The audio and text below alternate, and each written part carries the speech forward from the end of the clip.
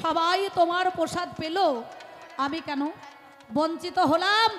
আবার কি করিল আপনারা জানেন মহাশয়? তাম্বুল্য বয়ানে ছিল চর্বিত পান, ওই নাপিত ফেলতে ফেলতে যায়। যত্ন করে চর্বিত পান হাতে তুলে নিল, যত্ন করে নারায়ণী ভক্তি ভরে খেলো। চর্বিত পান খেয়ে নারায়ণীর গর্ব হয়ে যায়। 1 মাস 2 মাসে 3 মাস হয়, 4 মাসে 5 মাসে যখন হয়ে গেল, আজ লোকে লোকে কানাকানি করিতে লাগিল। নারায়ণী বাল্য বিধবা, তিনি বাবার ঘরে রয়, কিন্তু সেই নারায়ণীর দেখো গর্ব হয়ে যায়। এমন সময় যখন গর্ভ হলো, পাড়ার লোকে কানাকানি করছে, বিধবা রমণী, এর স্বামী নাই, তবু কেমন করে গর্ভে সন্তান ধরে। শিবাস আঙ্গিনায় কথাটা কানে চলে গেল। শিবাস বলছে, নারায়ণী তুই আমার কুলে কালি দিলি, তোর বেঁচে থাকার কোনো অধিকার নাই, তোর মরাই ভালো, মরাই ভালো, মরাই ভালো। তুই মরে যেতে পারিস না। এই কথা যেই না শুনতে পাই, নারায়ণী মনে দুঃখ বেদনা যন্ত্রণা নিয়ে চলে গেল দাইহাটে, ওই গঙ্গায়, কাটোয়ার পাশে দাইহাট, ওই গঙ্গায় তেড়ে গেল। দড়ি কলসি গলায় বেঁধে নিয়ে প্রাণে মরিবে ভালো।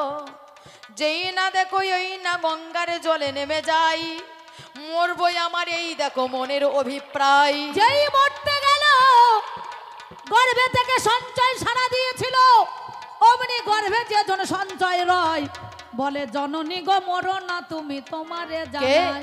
কে আমায় মা বলে রাখলো? আমি তোমার সন্তান, আমার গর্ভ তোমার থেকে কলঙ্ক আমি মোচন করব মা। তুমি যদি মারা যাও, কিন্তু তোমার পুত্র, গর্ভে আমি মরব, কিন্তু তোমার মাতৃত্ব ঋণ শোধ করা হবে না। তুমি পুনরায় দেনুর পুশ্রী গ্রামেতে ফিরে চলো, মাতৃ ঋণকে আমি শোধ করব, তোমার কলঙ্ক নাম আমি মোচন করব। তুমি কলঙ্ক মোচন করবে? আগামীকাল রায় হয়েছে, ধেড়ে পিটিয়ে আমার বিচার হবে। তাহলে আমি তো জানি না তোর পিতাকে, কি তোর পরিচয়?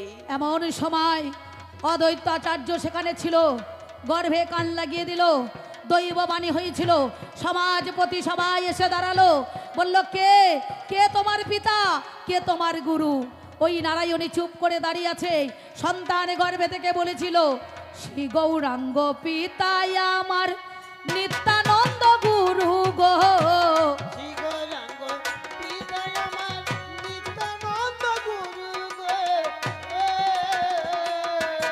আমি বিদ্যাবতাস নামে ধরেছি, বাঞ্ছা কল্প তরু গো।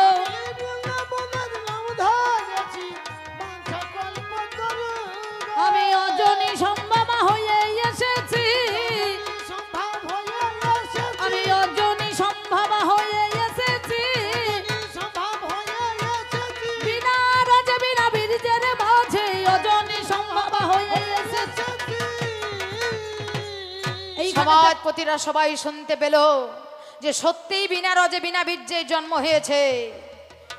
সবাই বলল নারায়ণীর জয় হোক। এবার ধীরে ধীরে 10 মাসে পূরণ হইল, সন্তানের জন্ম তখন এবার হয়ে গেল। সন্তানের জন্ম তখন এবার হয়ে যায়। এবার ধীরে ধীরে ছেলে যখন একটু বড় হয়, মায়ের কাছেতে গিয়ে করে নিবেদন, আজ দাও দাও তোমার মালা দেখো গো এখন। মা জননী গো, আমাদের কবি গানে 3 জনা নাই, আমি ক্ষণেকের জন্য সেই না ছেলে হয়ে যে দাঁড়াই।